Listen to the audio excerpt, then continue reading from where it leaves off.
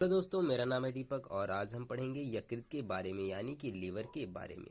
पिछली video lectures में हमने पाचक ग्रंथियों के अंतर्गत बात की थी लार ग्रंथियों और अमाशयी ग्रंथियों के बारे में, और इस वीडियो लेक्चर में हम जानेंगे यकृत के बारे में। ठीक है ना। ये भी क्या है, एक आपकी पाचक ग्रंथि होती है, इसे हम इंग्लिश में बोलते हैं लीवर। तो चलिए देखते हैं इसमें कौन कौन से पॉइंट दिए गए हैं। इसमें पहला पॉइंट दिया गया है कि यकृत भूरे लाल रंग की शरीर की सबसे बड़ी ग्रंथि होती है। जो आपकी यकृत होती है कैसी होती है, भूरे लाल रंग की होती है, और यह शरीर क्या है, सबसे बड़ी ग्रंथि है। ठीक है ना। और ये क्या है, शरीर की सबसे बड़ी ग्रंथि होती है। और दूसरा पॉइंट ऐसे लिखा गया है, यह लगभग 1.5 किलोग्राम का होता है। इसका भार कितना होता है यकृत का? यकृत का भार होता है 1.5 किलोग्राम। ठीक है ना। नेक्स्ट पॉइंट ऐसे लिखा गया है कि यह उदर गुहा में डायाफ्राम के नीचे तथा अमाशय के ऊपर स्थित होता है।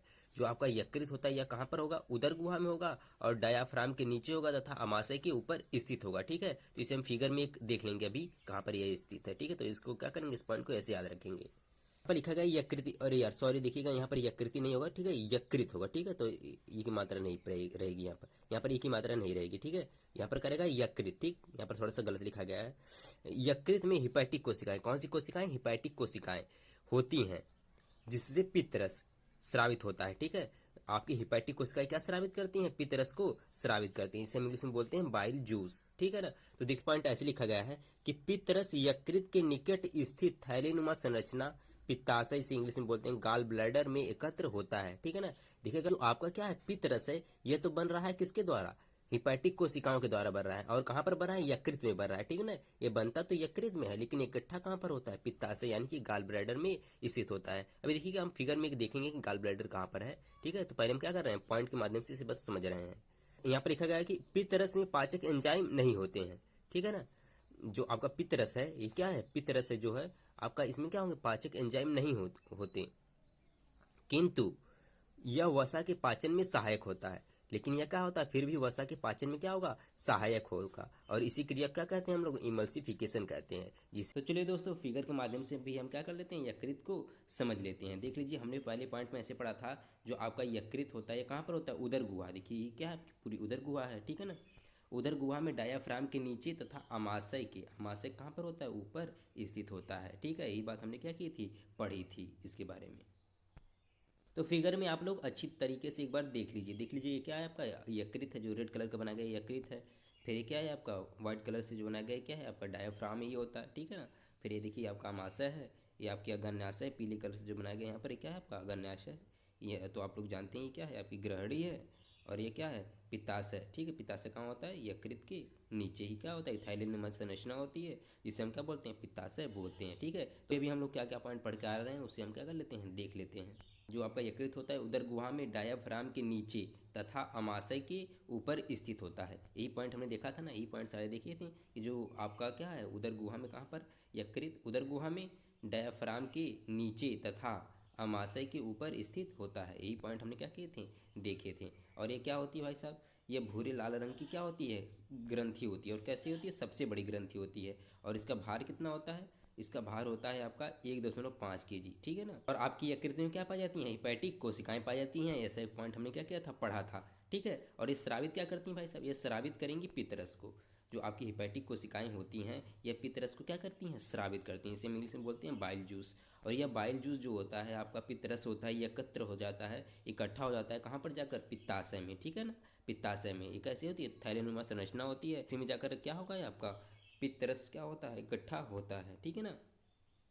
देखिए जो पित्तरस होता है, इसमें क्या होता है, कोई एंजाइम नहीं पाया जाता है। जो आपका पित्तरस होता है, इसमें क्या होता है, कोई एंजाइम नहीं पाया जाता है। ये पॉइंट हमने देखा था। और ये क्या करता है, लेकिन फिर भी क्या करता है, वसा के पाचन में सहायक होता है। लेकिन फिर भी वसा के पाचन में क्या होगा, यह सहायक होता है। ठीक है ना। और इसी क्रिया को, इसी गुण को हम क्या बोलते हैं, इसी गुण को हम बोलते हैं इमल्सिफिकेशन। ठीक है ना। इसको हम क्या बोलते हैं, इमल्सिफिकेशन बोलते हैं। ठीक है।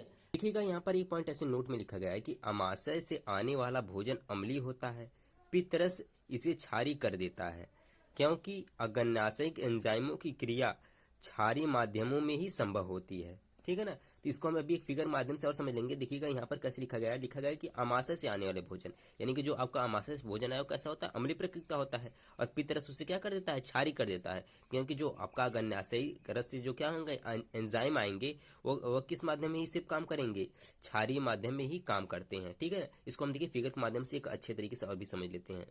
तो चलिए दोस्तों, रिमार्क वाले पॉइंट को भी क्या कर लेते हैं, इस फिगर के माध्यम से हम लोग समझ लेते हैं। ठीक, इसके लिए देखिएगा आपका क्या होता है, पित्ताशय होता है। हम जानते हैं पित्ताशय में क्या होता है, आपका पित्तरस होता है। तो यह क्या करता है, अम्लीय भोजन को क्या बना देता है, क्षारी बना देता है, ताकि अग्न्याशयी रस अपना कार्य कर सके। ठीक है ना, तो ये पॉइंट हमने क्या किया था, पढ़ा था। ठीक, देखिए पित्ताशय में क्या होता है, आपका पित्तरस होता है। अग्न्याशय में क्या होता है, आपका अग्न्याशयी का रस होता है। ठीक है, ये पॉइंट हमने देखा था। और जो आपका अग्न्याशयी रस होता है सिर्फ क्षारीय माध्यम में काम करेगा। ये किसमें माध्यम में काम करेगा, सिर्फ क्षारीय माध्यम में काम करेगा। ठीक है ना। लेकिन जो आपका यह होता है, क्या होता है, भोजन जो आ रहा है अमाशय से, अम्लीय। ये अम्लीय क्यों होता है भाई साहब, क्योंकि इसमें क्या था, HCl था ना, HCl था, तो इससे क्या हो गया, भोजन आपका अम्लीय हो गया। ठीक है, तो यह अम्लीय भोजन जब कहाँ पर आएगा, यहाँ पर ग्रहणी में आएगा। तो लेकिन तो आपका जो अग्न्याशय तो किस में सिर्फ काम करता है, क्षारीय माध्यम में। तो पित्तरस क्या करेगा, पित्तरस यही करेगा कि यह अम्लीय भोजन को क्या बना देगा, क्षारीय बनाता है, ताकि क्या करे, आपका अग्न्याशयी का रस कार्य कर सके। ठीक है ना। पित्तरस का एक और महत्वपूर्ण काम क्या है, यही है। ठीक है ना, ये क्या करता है, अम्लीय भोजन क्या बना देता है, क्षारीय बना देता है, ताकि अग्न्याशयी रस क्या करे, अपना काम कर सके। ठीक है, तो हमने यही पॉइंट देखा था रिमार्क में। मुझे लगता है अब आप लोगों को क्लियर हो गया होगा अच्छे से। अब हम पढ़ेंगे यकृत के कार्य के बारे में, यानी कि फंक्शन ऑफ लीवर, यानी कि आपके यकृत का क्या क्या काम होता है, उसे हम क्या कर लेते हैं, देख लेते हैं पॉइंट वाइज।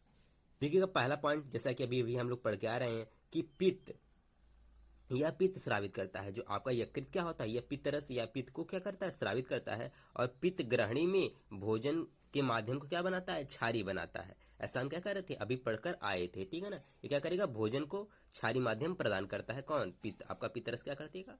ठीक है, तो फिर नेक्स्ट पॉइंट ऐसे है। फिर ये भी हमने पॉइंट पढ़ लिया था कि यह भोजन की वसा का इमल्सिफिकेशन करता है। ठीक है, देखिएगा हमने देखा था पित्तरस में तो कोई एंजाइम नहीं पाया जाता था, फिर भी यह क्या करता था, वसा के पाचन में सहायक होता था, और इसी को हम बोलते हैं इमल्सीकरण या इमल्सिफिकेशन कहते हैं। ठीक है ना। पॉइंट ऐसे लिखा गया है कि आहार नाल से अवशोषित पचा हुआ भोजन सबसे पहले यकृत में पहुंचता है। जो आपका आहार नाल से पहले क्या होगा, अवशोषित होगा, यानी छोटे से जो भोजन क्या होता है, अवशोषित होता है, वहां पर रसांकुर पाए जाते हैं, वहीं से क्या होगा, अवशोषित होगा। तो वो कहाँ पर पहुंचेगा, सबसे पहले, सबसे पहले यकृत में ही क्या होता है, पहुंचता है। ठीक है ना। यह भ्रूणावस्था में लाल रक्त कणिकाओं का निर्माण करता है। ये लिखा गया है कि यकृत हिपैरिन नामक पदार्थ बनाता है, जो शरीर में रक्त को जमने से रोकता है। इस पॉइंट को क्या करेंगे, आप अच्छे तरीके से याद करेंगे। ठीक है, बहुत इंपॉर्टेंट पॉइंट है। जो आपका यकृत होता है, क्या स्रावित करता है, हिपैरिन, ठीक है ना, नामक पदार्थ बनाता है, जो क्या होता है, जो शरीर में, यानी कि शरीर के अंदर की बात हो रही है। ठीक है ना, शरीर में रक्त को जमने से रोकता है। यह क्या करेगा, शरीर के अंदर रक्त को जमने से रोकेगा। और देखिएगा नेक्स्ट पॉइंट ऐसे है कि यकृत में प्रोथ्रोम्बिन तथा फाइब्रिनोजन नामक प्रोटीन का संश्लेषण होता है। जो आपका यकृत में किन किन प्रोटीन का संश्लेषण होगा, प्रोथ्रोम्बिन और फाइब्रिनोजन नामक प्रोटीन का संश्लेषण होता है। यह रक्त के थक्का जमने में महत्वपूर्ण भूमिका निभाते हैं। और यह क्या करते हैं, रक्त का थक्का जमने में महत्वपूर्ण भूमिका निभाएंगे कौन, प्रोथ्रोम्बिन और फाइब्रिनोजन। लेकिन जो आपका हिपैरिन होता है, यह रक्त को जमने से रोकता है, कहाँ पर, आपके शरीर में। ठीक है ना, तो इस पॉइंट में आप कंफ्यूज नहीं होंगे, इन दोनों पॉइंट को अच्छे से क्या करेंगे, याद करेंगे आप।